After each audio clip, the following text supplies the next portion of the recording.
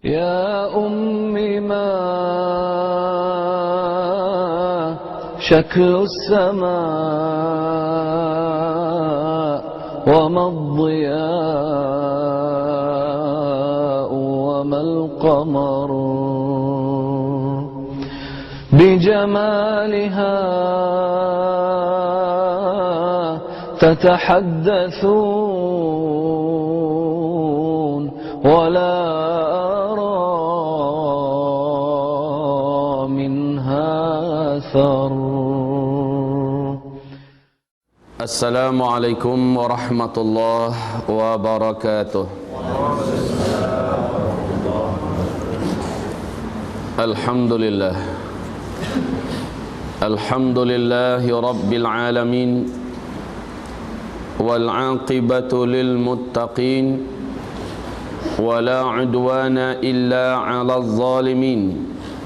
أشهد أن لا إله إلا الله وحده لا شريك له وأشهد أن محمدا عبده ورسوله لا نبي بعده. قال الله سبحانه وتعالى: يا أيها الذين آمنوا اتقوا الله وقولوا قولا سديدا يصلح لكم أعمالكم ويغفر لكم ذنوبكم ومن يطع الله ورسوله فقد فاز فوزا عظيما. اللهم ارحمنا بالقرآن. وقال النبي صلى الله عليه وسلم: فإن أصدق الحديث كتاب الله وخير الهدي هدي محمد صلى الله عليه وسلم وشر الأمور محدثاتها وكل محدثة بدعة وكل بدعة ضلالة وكل ضلالة في النار. أما بعد. Ibarat Allah yang kami muliakan, ketika Allah Subhanahu wa taala berfirman, kullu nafsin dha'iqatul maut, setiap yang bernyawa mesti akan merasakan kematiannya. Maka tidak ada seorang pun makhluk di muka bumi ini kecuali dijamin oleh Allah Subhanahu wa taala, kullu man 'alaiha fan wa yabqa wajhu rabbika dzul jalali wal ikram. Seluruh yang hidup di muka bumi ini pasti akan dibinasakan oleh Allah. Yang tetap langgeng abadi, tidak akan pernah binasa, wal awwal wal akhir wal zahir wal batin, hanyalah Allah Subhanahu wa taala. Setiap orang akan mengalami sakaratul maut. Ma'asyiral muslimin yang kami muliakan, Bunda Aisyah, semoga Allah ridha kepadanya, di dalam hadis sahih Bukhari dan sahih Imam Muslim bercerita tentang sakratul mautnya Rasulullah. Keluar keringat dingin dari dahi yang mulia Rasulullah. Pingsan beliau beberapa kali. Kepalanya diletakkan di atas paha Bunda Aisyah. Dikompres wajahnya dengan air hangat. Dikompres wajahnya dengan air sejuk, sehingga Rasulullah terbangun, lalu pingsan lagi. Rasulullah mendoakan, ya Allah, ringankan sakaratul mautku, ringankan sakaratul mautku. Allahumma hawwin alayya sakaratul maut, ya Allah, ringankanlah sakaratul mautku. Rasul saja mengalami sakitnya sakaratul maut, bagaimana dengan selain Rasul, yaitu kita-kita? Sakaratul maut disebut dengan sakarat, orang dalam keadaan seperti mabuk kondisinya, padahal dia tidaklah mabuk. Wa taran nasa sukara wa ma hum bisukara, engkau lihat manusia seperti mabuk, padahal mereka tidaklah mabuk. Kesakitan yang dialami dalam sakaratul maut ini, Rasul mengatakan, bagaikan seluruh bumi ini menghimpitmu dari ujung kaki terus naik ke atas, terus ke atas. Jangankan seluruh bumi kaum muslimin, satu mobil truk, satu mobil tronton saja melindas kita dari ujung kaki, terus naik ke betis, terus naik ke paha, terus naik ke pinggul kita, terus naik ke perut kita, terus ke dada kita. Sakit apa yang tidak bisa dikatakan? Dan itu perlahan-lahan dirasakan, perlahan-lahan. Kaum muslimin yang kami muliakan, nyawa pun dicabut tergantung pada amal yang dikerjakan orang ini semasa hidup. Saya ingin sampaikan tema kita pada subuh hari ini, perjalanan menuju akhirat. Apakah kita tahu bahwa manusia dalam hidup ini, bagaimana sakratul mautnya itulah penentu bagaimana dia itu setelah kematiannya. Bagaimana sakratul mautnya, lihat seperti apa nasibnya setelah itu, tergantung kepada sakratul mautnya. Jika dia adalah orang yang banyak tabungan ketaatan dan kesolehannya, insya Allah sakratul mautnya indah. Sakratul mautnya akan nampak ciri-ciri husnul khatimah. Tapi jika orang ini semasa hidupnya adalah pendurhaka kepada Allah, maka ibadallah yang kami muliakan, berat sakratul mautnya tidak bisa disembunyikan. Orang yang menyaksikan akan ngeri menyaksikan. Rasul mengatakan 70.000 malaikat dalam Sahih Muslim turun dari langit. Si calon mayat ini menyaksikan siapa yang turun dalam jumlah yang banyak. Jika dia orang yang beriman, soleh dan taat, ternyata 70.000 ini adalah malaikat yang memberikan wajah-wajah yang cantik, wajah-wajah yang bersih, sedap dipandang mata. Bibir mereka tersenyum turun ke bumi, mengelilingi sang calon mayat ini. Jika dia orang yang soleh, jika dia orang yang taat. Lalu salah seorang di antara mereka, kata Rasulullah, yaitu malaikat maut, keluar di antara 70.000 itu, kemudian menghampiri sang calon mayat untuk menarik nyawanya pelan-pelan, perlahan-lahan. Diusap-usap kedua pipinya, dikatakan kepadanya, ya ayyatuhan nafsul mutmainnah, irji'i, irji'i,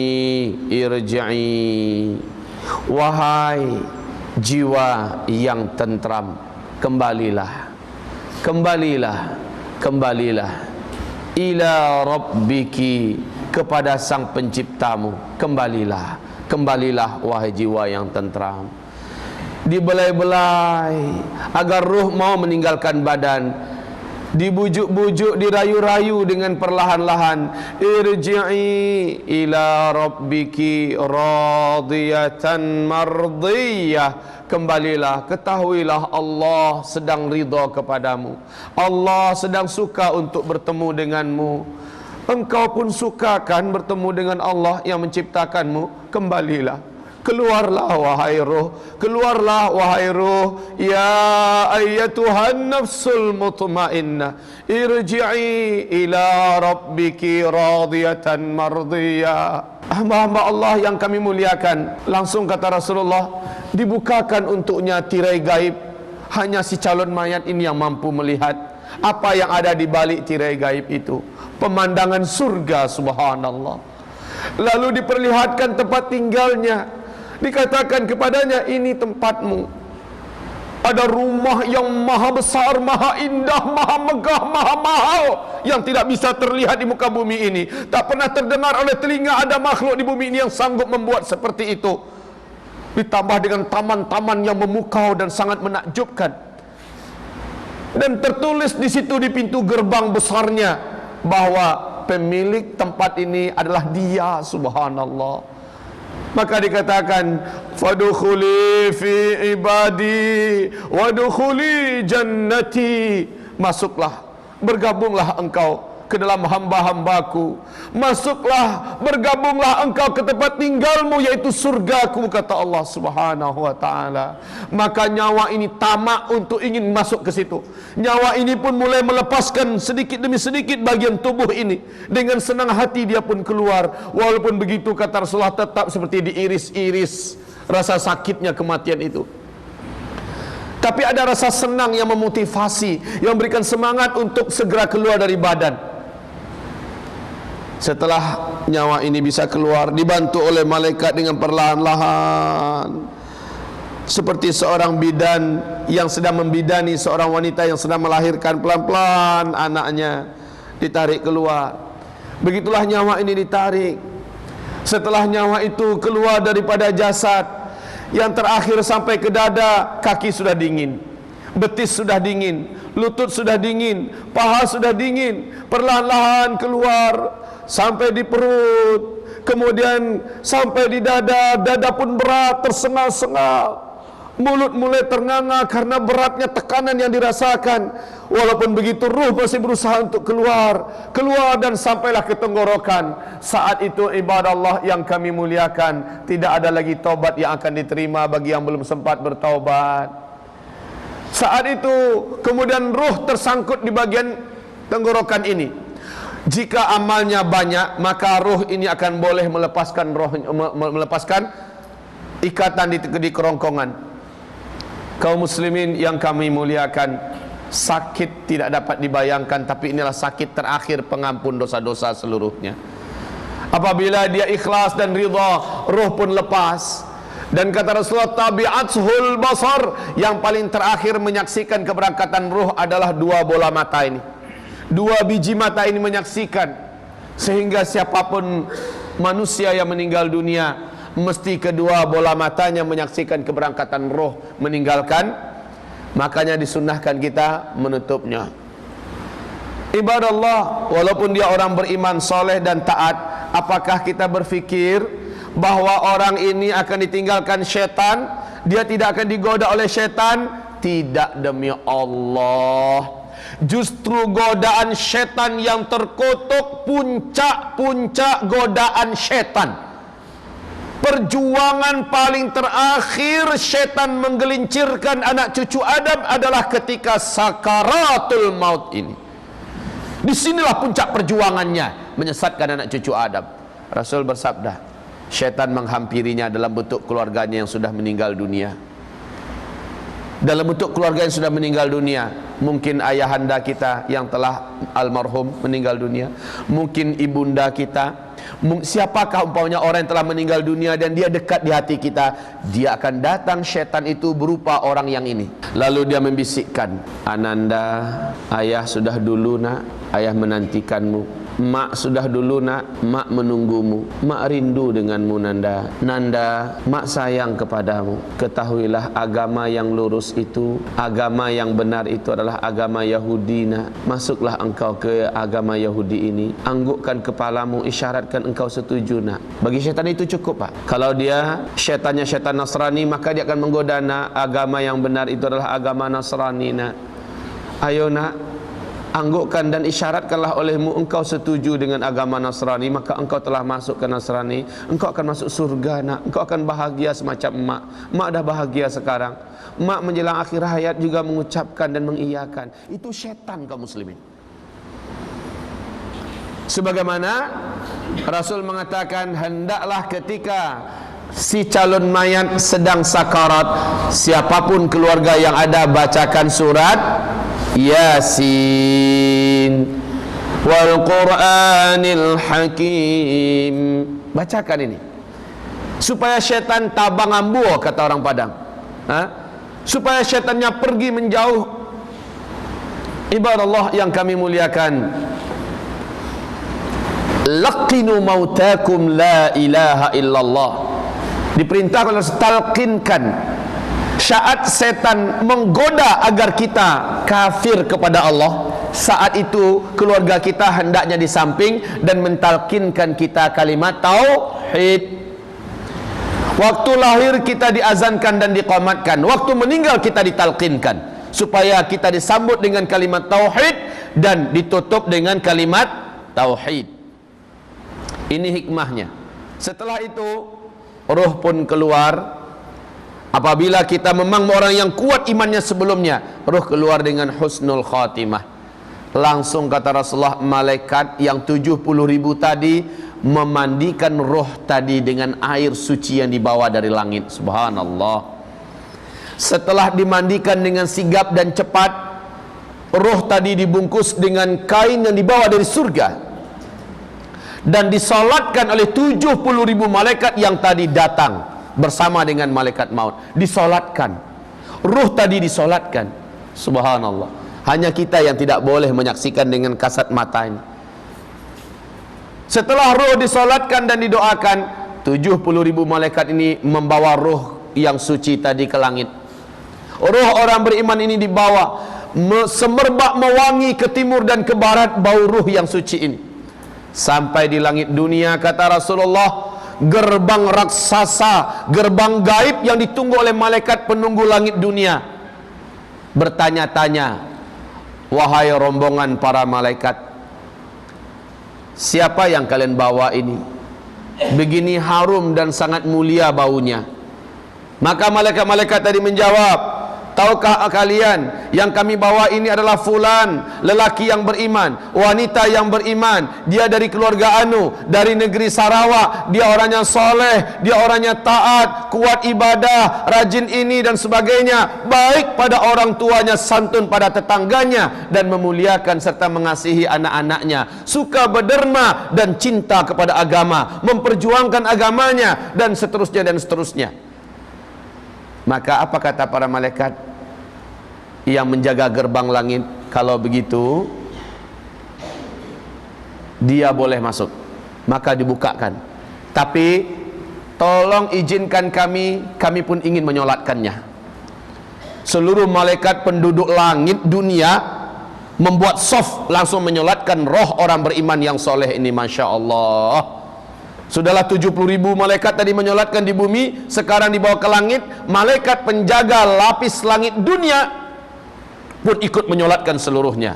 Allah, Allah, beruntunglah orang beriman ini. Rohnya disolatkan lagi. Roh ini kembali dibawa beriring-iringan menuju lapisan langit yang kedua, kata Rasulullah dalam Sahih Muslim. Sampai di lapisan langit kedua terjadi dialog dengan malaikat penjaga gerbang langit kedua seperti di langit pertama. Kemudian para malaikat lapis langit kedua pun minta izin agar mereka diizinkan menyolatkan roh ini. Allah, disolatkan lagi. Sampai lapis langit yang ketujuh, seperti itu seluruh kisahnya. Setelah itu Allah berfirman kepada seluruh para malaikat yang 70.000 itu, aku telah mengakui hambaku ini dan telah kuterima. Sekarang kembalikan dia dulu ke jasadnya di liang lahatnya. Satukan dia dengan jasadnya di liang lahatnya. Kemudian 70.000 malaikat ini turun kembali membawa roh yang telah disolatkan di 7 lapis langit. Roh ini dibawa beriring-iringan dengan jenazah yang sedang dibawa ke pemakaman. Di sini salah satu rahasia kenapa Rasul mengatakan segerakan menyelenggarakan jenazah, segerakan, supaya nanti ketika jenazah dibawa, malaikat juga sedang turun membawa rohnya kembali. Jika tidak, lama lagi nunggu anak dari Kuala Lumpur datang, nunggu dari Jakarta, nunggu dari Amerika, sehingga ditunda dulu sehari, ditunda dulu semalam. Ini zalim kaum muslimin, zalim. Ya, Rasulullah mendidik dah. Dan para sahabat sudah faham dengan pendidikan Rasulullah ini. Meninggal malam selenggarakan, malam juga dikuburkan. Sehingga di waktu pagi Rasul merasa kehilangan dengan salah seorang sahabat. Mana si fulan? Kok enggak nampak? Apa kata para sahabat? Ya Rasul, malam tadi selepas kita sholat isya, agak larut sedikit malam, si fulan ini meninggal ya Rasulullah. Terus lalu kami mandikan, kami kapani, kami sholatkan dengan jumlah jemaah yang ada, dan kami kuburkan langsung malam tadi. Kenapa kalian tak kasih tahu saya? Kata Rasul, saya pun ingin menyelenggarakannya bersama. Ya Rasul, kami anggap dia sahabat yang tidak begitu penting, tidak begitu terkenal, mungkin hanya akan mengganggu engkau ya Rasulullah. Tidak, kata Rasul, tunjukkan saya di mana kuburannya. Setelah ditunjukkan itu kuburannya ya Rasulullah, Rasul pun datang ke sana dan menyolatkannya di situ. Ini hadisnya Sahih Bukhari. Dan menyolatkannya setelah dia dikuburkan. Rasulullah memang menganjurkan demikian. Jadi tak ada tunggu-tunggu itu kaum muslimin. Tunggu dulu anaknya, tunggu dulu tiketnya belum dapat lagi, besok mungkin. Masya Allah nih, ibarat Allah ini zalim kepada roh yang sudah dibawa oleh malaikat tadi. Terkotang-katung. Ibarat Allah yang kami muliakan, saat jasad dimasukkan ke liang lahatnya, kemudian papan pun ditutup, papan liang lahat. Dan mohon dibedakan, kita bukan Yahudi, kita bukan Nasrani. Liang lahat umat Islam itu, kata Rasulullah dalam Sahih Fikih Sunnah, bukan dan jangan pernah sama dengan liang kubur orang Yahudi, orang Nasrani. Memang betul-betul dibuat di pinggir lah. Ini kedalaman 2 meter, ya kan? Ini kedalaman 2 meter, gali liang lahatnya di pinggir ini. Yang namanya lahat itu adalah menyamping ke dalam, itu namanya lahat. Ya. Kalau dibuat di tengah macam itu, ini seperti ini, kemudian dibuat lagi seperti ini, baru taruh mayat sini, ini meniru Yahudi dan Nasara. Kalau kita buat lahat, saya tak tahu di Malaysia macam mana. Yang disebut maksud dengan lahat itu.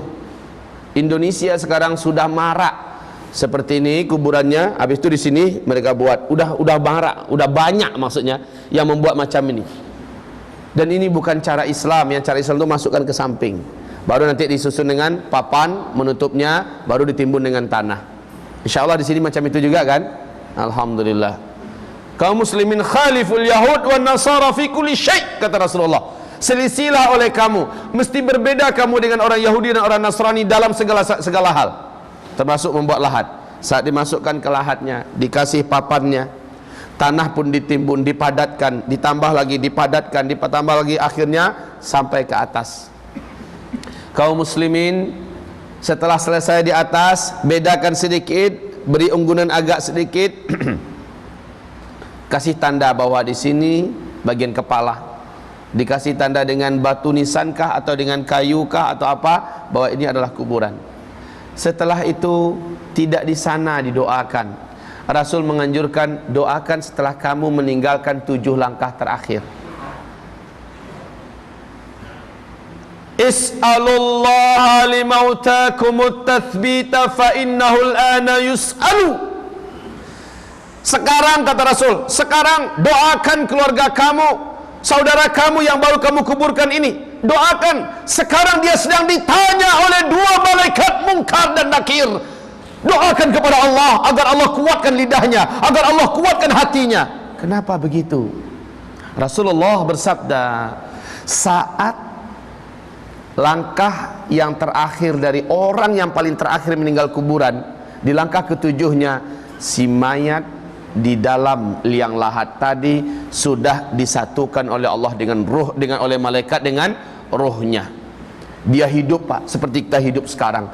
Hanya tak boleh lagi menggerakkan badan, tidak boleh lagi memanggil, "Oh, jangan tinggalkan aku." Sudah tidak bisa. Tetapi dia menyaksikan semua, Pak, si mayat ini seperti kita menyaksikan. Pemandangan kubur saat itu memang mencengkeram dan menakutkan. 2 malaikat datang, kata Rasulullah. Hanya si jenazah yang sudah bersatu kembali dengan rohnya yang mampu menyaksikan ini. Wajah 2 malaikat itu begitu garang, begitu marah. Mata 2 malaikat ini mata merah yang membara. Suara malaikat ini menggelegar bagaikan petir ke di pangkal telinga, keras sekali. Yang dipanggil oleh malaikat ini hanya dia. Marrabbuka, bukan siapa namamu. Masmuk, enggak ada. Siapa namamu? What is your name? Enggak. Tapi marrabbuka, ma dinuka, wa madza taqulu an hadzal rajul. Rasul bersabda, jika dia bukan orang yang beriman, orang yang bertakwa kepada Allah dalam hidupnya, dia tidak akan mampu menjawab walaupun dia hafal semasa dunia. Oh, itu toh pertanyaan malaikat dia hafal-hafal sekarang untuk bisa menjawab nanti. Enggak bisa. Orang yang diberi oleh Allah kemampuan untuk menjawab adalah orang yang telah membuktikan isi jawaban itu ketika dia masih hidup di dunia. Maka inilah orang yang mampu menjawab. Dan itu wajib dibantu dengan doa saudara-saudaranya yang masih hidup, yang baru saja meninggalkan pekuburan. Kaum muslimin yang kami muliakan, saat itu orang yang beriman akan menjawab, yuthabbitullahu alladhina amanu fil hayatid dunya wal akhirah, yuthabbitullahu alladhina amanu fil hayatid dunya wal akhirah. Allah akan kuatkan lidah orang-orang yang beriman untuk menjawab pertanyaan itu di dunia dan juga di setelah kematiannya. dia mampu menjawab, Rabbi Allah, Rabbku adalah Allah, agamaku adalah Islam. Adapun laki-laki ini, dia adalah Rasul Allah, teladan kami. Kami beriman kepadanya dan kami mengikuti apa yang diajarkannya. Maka fanada munadin minas sama, terdengarlah suara dari langit, hambaku benar, aku telah menerimanya, aku mengakuinya. Kemudian dinampakkan, kata Rasulullah, di dalam kubur itu pemandangan neraka, terbuka pintu neraka dan terbuka jalan menuju ke neraka. Di situ ada tempat penyiksaan yang sangat mengerikan dan menakutkan. Tertulis di pintunya nama dia. Ketakutanlah hamba ini. Ketakutan. Siapa yang tidak takut? Ada tempat penyiksaan di dalam neraka. Di situ tertulis atas nama dia. Umpamanya namanya Fadlan. Ada nama Fadlan di sini? Enggak. Zulkifli saja. Zulkifli Muhammad Ali. Biar tidak ada yang tersinggung. Zulkifli Muhammad Ali. Kemudian tempat itu disegel, ditutup. Kemudian apa kata malaikat Munkar dan Nakir? Mestinya di sini tempatmu jika engkau dulu di dunia durhaka dan durjana kepada Allah, bermaksiat kepada Allah. Tapi Allah telah menutup ini selama-lamanya buatmu. Ditutuplah pintu neraka itu dan dihilangkanlah jalan menuju ke sana. Legalah roh ini, legalah nyawa ini, dan si jasad pun merasa tenang. Kemudian dibukakan pemandangan yang lain. Ini dia yang waktu akan meninggal dunia dia lihat. Pemandangan yang luar biasa indahnya. Terbentang jalan yang begitu menawan menuju ke sana. Dan tertulis namanya, dia penghuni tempat itu. Maka dia segera bangkit untuk menuju ke sana. Ditahan oleh malaikat. Mau kemana? Mau ke situ, ke tempat saya. Nanti Allah menjanjikan kamu akan memasukinya, tetapi setelah kiamat. Kiamat dulu Pak ya. Tunggu Pak ya, sabar. Lalu saya gimana? Ada tempat spesial disiapkan oleh Allah untukmu, yaitu di taman surga. Belum boleh masuk surga, main-main di tamannya aja dulu ya. Sabar ya. Dibawa lah. Akhirnya Rasul mengatakan, al-qabru raudhatun min riyadil jannah. Kubur itu bagi orang yang beriman dan bertakwa menjadi satu taman di antara taman-taman surga. Dia tidak lagi sedih, dia tidak lagi takut, dia tidak lagi cemas. Dia sudah selamat sudah. Siapa yang selamat di alam kuburnya, maka dia pasti selamat buat selama-lamanya. Siapa yang celaka di alam kuburnya, dia tidak akan selamat setelah itu. Orang ini pun dibawa ke a'la illiyin, tempat ruhnya orang-orang yang soleh. Bergabunglah ia dengan sebelumnya. Ayah, oh Ananda, alhamdulillah Ananda selamat bergabung dengan ayah. Bertangis-tangisanlah sang ayah dan anak yang bertemu di alam barzakh. Ternyata tempat mereka sama, di a'la illiyin, di raudhah min riyadil jannah. Allahu akbar. Oh Ananda, alhamdulillah keselamatan. Begitulah pertemuan antara ruh nanti di alam barzakh. Tapi yang memilukan hati adalah, karena tempat roh itu hanya dua, di a'la illiyin, di langit sana, di taman-taman surga, atau di asfalas safilin, di dalam perut bumi, lubang penyiksaan, satu lubang di antara lubang-lubang neraka. Apabila dia ternyata pendurjana di muka bumi ini, kalaupun dia beramal, dia ria karena manusia tidak ikhlas, pemalas dan suka berbuat dosa.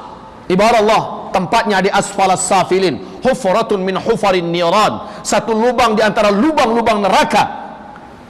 Sampai dia ke sana, meninggal tetangga. Ini umpamanya dengan ini Bapak Ahmad, ini Pak Fadlan, bertetangga mereka di dunia.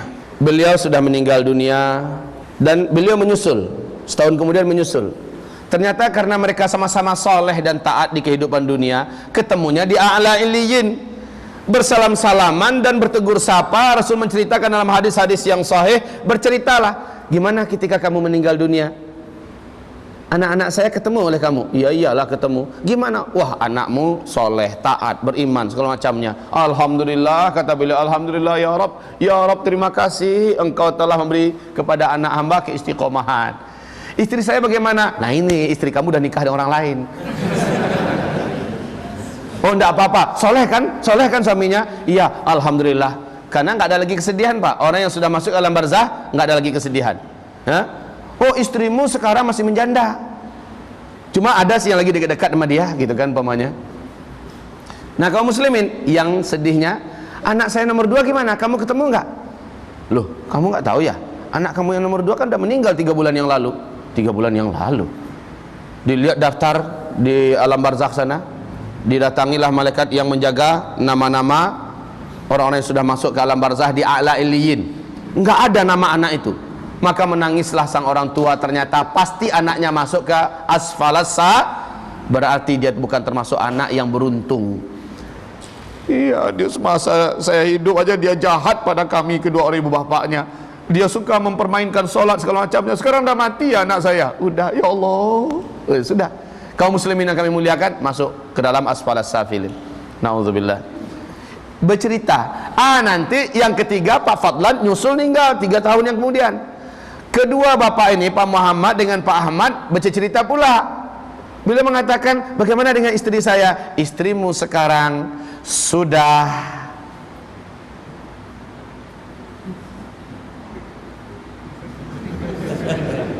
ya sudah, silakan tafsirkan sendiri. Begitulah Pak, intinya para arwah itu saling bertemu nanti di alam barzakh. Jika memang mereka orang-orang yang soleh dan bertakwa, mereka saling bercerita, bernostalgia tentang hidup. Untung ya kita dulu mendengar pengajian Kiai Zulkifli. Setelah itu kita rajin beribadah. Sekarang kita masuk di tempat yang berbahagia. Iya, alhamdulillah banget. Di mana Kiai Zulkifli itu sekarang? Kabarnya dia masih hidup tapi sedang sakit. Kita tunggu aja sebentar lagi. Siapa tahu begitu ya. Kaum muslimin yang kami muliakan, selesai sudah cerita ruh orang yang baik. Mau kita lanjutkan? Boleh? Sampai pukul berapa? Astaga. Sampai pukul 12 katanya. Baik kaum muslimin, kita dengarkan perjalanan ruh orang kafir, perjalanan ruh orang Islam tapi munafik, perjalanan ruh orang Islam tapi musyrik. Ini yang bahaya Pak. Kita dengarkan. Rasul menyebutkan, masih sambungan hadis yang panjang tadi, 70.000 malaikat turun dari langit dengan pakaian-pakaian hitam yang gelap. Mata mereka bagaikan bara api yang begitu mengerikan. Wajah mereka seram, tak ada rasa kasih sayang sedikit pun, tidak ada senyum sedikit pun. Begitu angker dan begitu geramnya malaikat-malaikat 70.000 ini turun untuk mengelilingi si calon mayat yang kafir ini, si calon mayat yang munafik ini, si calon mayat yang musyrik ini, yang ahli dosa dan maksiat ini. Wajah mereka seram semuanya. Salah seorang di antara mereka, dan ini yang paling mengerikan, ini yang punya wajah paling tidak ada senangnya siapapun yang melihatnya, dan inilah malaikat maut. Keluar di antara 70.000 itu dan mulai membentak, keluar kamu. Yang disuruh keluar adalah ruh. Ya ayyatuhan nafsul khabithah, hai jiwa yang kotor, hai jiwa yang hitam, hai jiwa yang menjijikkan, keluar. Manalah mau, sedangkan dilembutkan saja masih, ini apalagi dibentak-bentak. Manalah mau keluar kaum muslimin.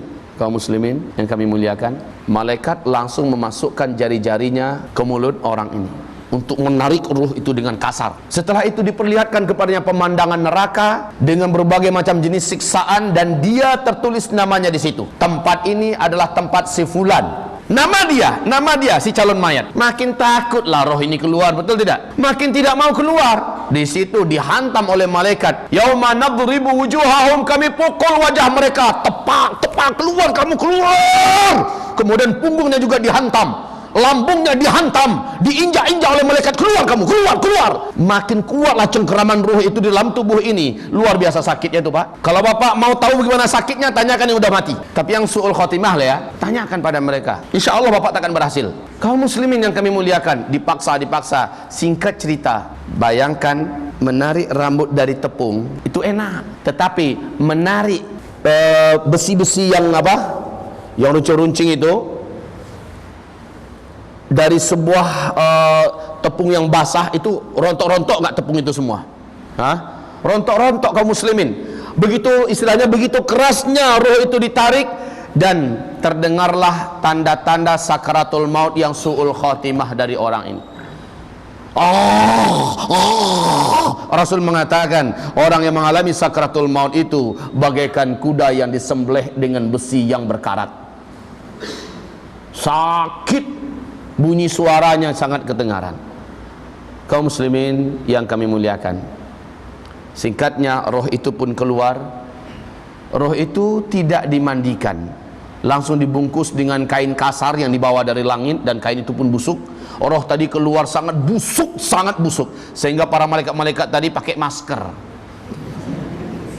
Nah, itu istilah saja kaum muslimin. Saking busuknya bau ini, malaikat-malaikat itu semakin memburuk wajah mereka dengan bau si roh yang menjijikkan itu. Dibawalah ke langit sambil diseret-seret. Kalau tadi dibawa dengan penuh penghormatan, ini diseret-seret dibawa ke langit. Sampainya di langit, terganggulah malaikat penghuni langit dunia. Dan penjaga gerbang malaikat penjaga gerbang langit dunia bertanya, bau apa ini? Siapa yang kalian bawa? Maka dikatakan, ini adalah si Fulan bin Fulan. Ini adalah orang Jakarta. Dia kerjanya ketika hidup di dunia berzina aja terus. Ketika hidup di dunia merampok, dia berjudi, dia adalah peminum tua, dia anti salat, dia bla bla bla bla bla bla bla. Ceritakan semua kejahatannya. Apa kata para malaikat? Kami tidak mau mengotori dan merusak pemandangan langit dunia ini dengan ruh yang seperti ini. Kami tak akan bukakan pintu untuknya. Menggelegarlah suara dari langit, bawa celaka ini kembali ke bumi. Masukkan dia dan gabungkan dia dengan jasadnya di liang lahatnya. Di situ kaum muslimin, Rasul bersabda, ketika iring-iringan jenazah dibawa ke pemakaman, mau diantarkan ke liang lahat, ruh ini berkata, mau dibawa kemana? Saya mau diapakan? Kata ruh ini, ya, dia hanya melihat jasadnya saja. Dia tidak bisa melihat orang yang membawa jasad ini. Mau dibawa kemana? Saya mau diapakan? Oh diriku, oh celakalah aku. Saat dimasukkan ke liang lahat, orang kalau su'ul khotimah, Pak, akan ada tanda-tanda su'ul khotimah didapati. Tanda-tanda su'ul khotimah itu di dalam kitab yang ditulis yang ditaklik oleh 3 ulama besar, Syekh Albani, Syekh Utsaimin, dan Syekh Abdul Rahman As-Sa'di, yaitu Perjalanan ke Akhirat. Ibarat Allah yang kami muliakan, kitab misteri kematian, ya, misteri kematian. Dan di dalam kitab ini, Perjalanan ke Akhirat, juga lengkap menceritakan tentang perjalanan setiap ruh dan pengalaman di alam kubur, serta perjalanan di padang mahsyar dan seterusnya. Ibarat Allah yang kami muliakan, di sini roh ini akan mengalami beberapa tanda su'ul khotimah. Di antara tanda su'ul khotimah, bentuk kematian yang mengerikan, wajah yang berubah menghitam, wajahnya berubah menghitam. Kemudian apabila dia dikuburkan atau dimandikan, akan terjadi hal-hal yang tidak baik pada tubuhnya. Ada tanda-tanda yang tidak baik. Ketika dia dikuburkan pun ada beberapa tanda, tak sempat kita sampaikan sekarang. Minimal tandanya beberapa kejadian nyata ini.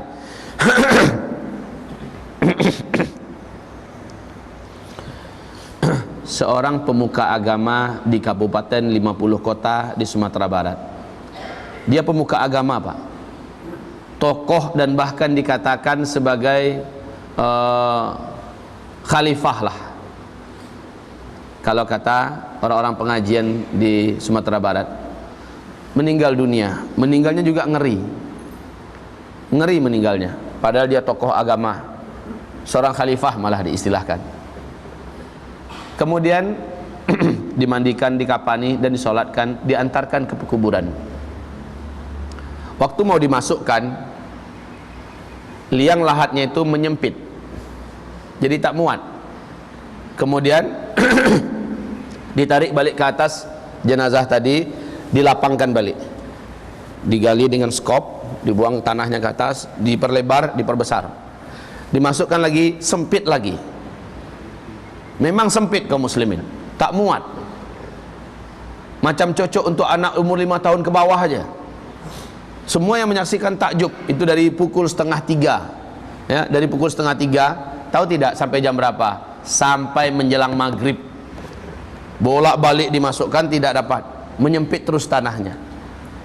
Kemudian karena orang dah mau maghrib, hari juga mau hujan, udah gelap di langit, mau hujan, mau maghrib, terpaksa dimasukkan dengan ala kadarnya, ya. Dimasukkan dengan paksa. Ditekuklah bagian-bagian lututnya, ditekuk ke atas, bagian paha apa tuh, pangkal paha juga ditekuk, kemudian kepala juga ditekuk, dimasukkan begitu. Padahal guru besar mereka itu, guru besar mereka. Akhirnya dimasukkan dengan paksa, agak memiring, bukan lagi lurus normal, dimasukkan. Ketika diletakkan papannya, baru saja papan terakhir, semua yang ada di atas mendengarkan bunyi tulang yang diremukkan. Bunyi tulang yang diremukkan, kertak, semuanya mendengar, semua yang ada di atas mendengar. Masya Allah, Masya Allah. Singkatnya, memang semasa hidup dia termasuk orang yang suka mengambil tanah orang lain, tanah anak-anak muridnya. Mentang-mentang dia guru besar, mentang-mentang dia ditakuti karena dia punya banyak kesaktian, kata orang itu karamah segala macamnya. Ya, kaum muslimin akhir hayatnya Allah permalukan seperti itu. Itu kejadian nyata. Kejadian yang kedua, ini langsung di depan mata saya dan saya yang mengalaminya. Sakratul mautnya keluarganya yang tahu. Disiram Pak, sampai-sampai banjir bilik dia, tempat dia mati itu. Dia panas, minta disiram terus, minta minum terus. Minum panas, kemudian dikasih minum, masih haus, panas, badannya disiram Pak, kayak orang nyiram kebakaran. Disiram terus sampai berlinang, sampai naik ke atas mata kaki air di kamarnya itu. Orang yang di bawah juga nyiram air keluar, dia disiram terus. Panas kaum muslimin, panas, aus, mati dia dalam keadaan buruk, matanya membelalak, mulutnya mengeluarkan busa, mati. Istrinya datang ke rumah saya, menangis, Ustaz, tolong Ustaz, suami saya dah meninggal dunia. Innalillahi wa inna ilaihi raji'un. Kapan Bu? Baru Ustaz, tolong ya Ustaz ya, tolong selenggarakan. Iyalah, saya datang Bu, insyaallah. Saya datang kaum muslimin. Sesampai di sana, saya ikut memandikan. Tak usahlah saya ceritakan apa yang saya saksikan ketika memandikannya. Lalu dikapani, saya yang mengapani. Setelah itu dibawa bersama-sama ke musola, ke surau. Di samping surau itu langsung pemakaman umum. Di samping pemakaman umum itu langsung jalan yang boleh ditempuh oleh satu mobil saja. Di samping jalan itu sawah ke bawah, kira-kira 3 meter tuh sawah tuh. Sawah, udah terbayang kira-kira.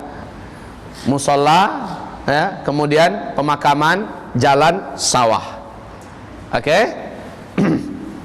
Saat dia diantarkan ke pemakamannya,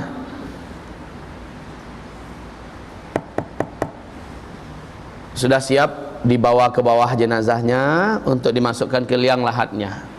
Udah mau masuk begitu, tiba-tiba di kaki kami semua orang-orang menjerit, awas, ular, kata orang. Ada seekor ular besar hitam, panjangnya mungkin 2 meteran. Panjang kaum muslimin, besar ularnya. Ular itu berjalan di sela-sela kaki orang. Biasanya ular kalau melihat orang lari. Jangankan orangnya banyak, satu aja ularnya yang lari, betul tidak? Yang ini malah ularnya main di sela-sela kaki orang. Kemana perginya? Menuju ke lubang kuburan. Setelah dia sampai di lubang kuburan, maka dia langsung menjatuhkan diri ke dalam. Lah yang membawa mayat, yang menampung mayat tadi, tahu enggak apa yang dilakukan oleh mereka? Takut. Ya takutlah. Masa ular masuk ketawa mereka? Nggak ada itu. Takut semuanya. Dalam ketakutan itu, ular tadi langsung masuk ke liang lahat. Masya Allah, memilih posisi di liang lahat, seperti nunggu dah, cepat, masukin cepat. Saya udah tak sabar mau. Udah seolah seperti itu kaum muslimin. Akhirnya jenazah ini main lempar begitu aja. Disusun papannya secara acak, mereka lari ke atas. Ular hitam kemudian ditimbun. Masya Allah, jenazah dan ular sudah ada dalam satu liang. Sorenya datang adiknya. Adiknya tinggi, seluruh badannya penuh dengan tato. Ternyata adiknya ini pun datang seperti orang setengah mabuk. Ustaz, terima kasih Ustaz sudah menyelenggarakan kematian abang saya. Dia kasih saya amplop. Nih Ustaz. Apa ini saya bilang kan? Ini tanda terima kasih kami ya Ustaz. Dia memang pimpinan Samseng lah. Iya Samseng. Pimpinan Samseng dia. Saya katakan, ambil balik ini, kasih sama anak-anaknya. Anak-anaknya lebih berhak menerima ini. Allah, kami segan sama Ustaz. Nak ada segan-segan, bawa aja pulang. Makasih Ustaz. Tapi Ustaz, abang saya itu matinya dalam keadaan mabuk Ustaz. Ulalah, matinya dalam keadaan mabuk. Man laqiyallaha wa huwa mudminul khamri mata wa huwa alaihi ghadban, kata Rasulullah. Siapa yang meninggal dunia sementara dia masih mencandu khamar, Allah murka kepadanya. Besok paginya, lah ini yang menakjubkan. Besok paginya, Masya Allah, tetangga yang pas di depan rumah saya itu pukul 10:30 teriak-teriak menggedor pintu rumah saya. Ustaz, buka pintu. Ustaz, buka pintu. Macam apa saja, kayak rumah kebakaran. Saya buka pintu. Waalaikumsalam. Ada apa? Ustaz, saya baru lewat dari kuburan Ustaz. Ya, kuburan yang itu memangnya ada apa? Biasa Pak, tetangga ini dia yang membuat tempe. Tahu tempe kah? Dia buat tempe, dia membuat tahu. Biasanya pukul 4 subuh, belum subuh lagi dia udah berangkat menuju ke pasar, bawa itu untuk dibagi-bagi sama pedagang lain. Kemudian pulangnya dia jam 9, jam setengah 10 itu udah pulang naik bendi. Bendi adakah di sini? Dokar, saldo, apa? Nggak tahu. Kuda yang pakai bawaan rodanya 2 dari kayu itu. Delman, apa namanya? Ya sudahlah, pokoknya faham. Nah, kaum muslimin, dia pulang naik itu, lewat kuburan itu. Tiba-tiba pas lewat di kuburan itu, kudanya mengamuk. Sang sopir kuda ini ya langsung turun dan membawa kudanya ditambatkan tempat yang jauh. Kalau tidak, hampir saja kuda itu loncat ke sawah. Tinggi loh itu. Hampir saja kuda itu dengan delmannya loncat ke sawah. Apa kata sang sopir kuda ini, delman ini? Dia lihat hantu. Kuda ini lihat hantu katanya. Nah, itulah orang awam ya, lihat hantu katanya. Padahal nggak ada dalam Islam itu istilah hantu itu nggak ada kaum muslimin. Kemudian dia bawa pergi. Apa tuh Ustaz? Betulkah kuda di siang bolong melihat hantu? Di siang bolong tuh terang begitu hari, apalagi pagi, masa lihat hantu? Iya nggak Ustaz? Katanya. Saya katakan, pernah kejadian sama dialami oleh Rasulullah. Beliau lewat di beberapa kuburan, sementara beliau menunggangi unta, tiba-tiba untanya mengamuk. Rasul sigap turun dan untanya dibawa jauh dan ditambatkan di sebuah batang pohon kurma. Lalu Rasul bertanya, kuburan siapa ini? Ini kuburan siapa, kata Rasul. Salah seorang sahabat menjawab, saya tahu ya Rasulullah, yang itu kuburan Fulan bin Fulan dari kabilah Anu, dari suku Anu. Yang satu lagi ya Rasulullah, itu kuburan Fulan bin Fulan dari kabilah Anu, dari suku Anu. Innahuma yu'adzabani wa ma yu'adzabani min kabir. Mereka sekarang ini dua-duanya dalam kubur ini sedang diazab. Padahal itu waktu duha. Itu waktu duha. Mereka sekarang ini sedang diazab. Wa ma yu'adzabani min kabir. Bukan karena dosa yang sangat besar mereka diazab, tapi mereka diazab. Amma ahaduhuma, salah seorang di antara mereka disiksa karena ketika hidup di dunia kencing dia. Loh, kita kencing semua nih. Pipis, buang air kecil, tapi dia terbuka dari pandangan umum. La yastatiru min baulih, dia tidak menutup diri ketika buang air kecil. Satu, yang kedua, dan dia tidak memberi pembatas antara dirinya dengan tempat dia membuang air kecil itu. Karena Pak, kalau langsung nembak ke lantai, maka percikannya akan kena ke la yastanji min baulih. Dia tidak bersuci dan dia tidak pakai pembatas, dia terbuka dari pandangan orang. Jadi maaf nih, orang-orang yang pipisnya suka nembak dinding, suka nembak batang pohon, ban mobil. Ini orang-orang yang harus diberi ilmu tentang ini. Kasihan Pak, kasihan. Kalau ada anak keluarga kita macam-macam yang buat macam ini, mesti kasih tahu nih apa yang terjadi di zaman Rasulullah SAW. Rasul mengatakan orang ini akan disiksa dalam kuburnya. Otomatis sholatnya tak akan diterima karena ada pipis yang menempel dan jatuh-jatuh ke celananya. Berapa banyak sholat yang dia tinggalkan karena punya kebiasaan yang jelek ini. Yang kedua kata Rasulullah, yamshi fin nasi bin namimah. Kerjaannya semasa hidup di muka bumi suka mengadu domba orang, membuat orang yang mesra jadi membenci, membuat orang yang berteman menjadi saling bermusuhan, suami istri jadi bercerai, membuat ulama difitnah lalu masuk penjara dan segala macamnya. Ini orang-orang yang macam ini disiksa. Selanjutnya ibarat Allah, ruh itu dimasukkan ke liang lahat, bersatu dengan jasadnya. Dua malaikat mungkar dan nakir datang kepada roh itu, bertanya dengan pertanyaan yang sama, suara yang menggelegar. Saat itu karena dia tidak punya amal yang cukup di dunia, maka dia tidak mampu menjawab dan memang tidak bisa dia menjawab. Lidahnya berusaha untuk menjawab apa yang mungkin sudah dia kenal dan dia dengar ketika di dunia. Tapi kata Rasulullah dalam hadis itu bahasanya cuma begini,